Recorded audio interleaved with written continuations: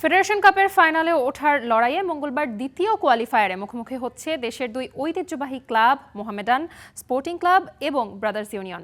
হারলেই বিদায়, জিতলেই ফাইনাল, এমন সমীকরণের ম্যাচ ঘিরে দুই দলেই উত্তেজনা এখন তুঙ্গে। ফেডারেশন কাপের শেষ ধাপের লড়াইয়ে এবার মুখোমুখি পুরনো দুই প্রতিদ্বন্দ্বী মোহামেডান স্পোর্টিং ক্লাব আর ব্রাদার্স ইউনিয়ন।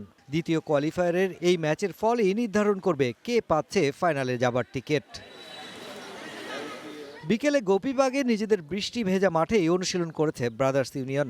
তবে অনুশীলনে দেখা যায়নি অধিনায়ক জামাল ভুঁইয়াকে।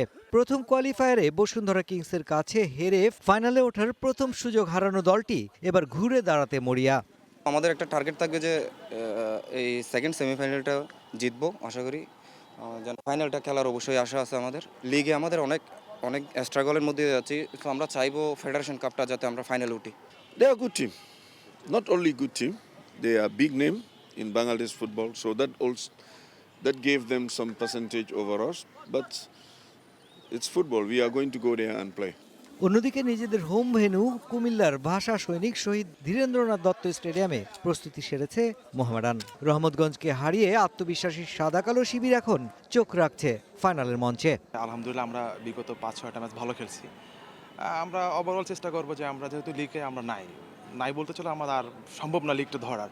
আমরা ক্লাব বা আমরা অফিসিয়াল বা আমরা প্লেয়াররা সবাই মিলে আমরা চিন্তা করতেছি আমরা এই ফেডারেশন কাপটা ধরবো।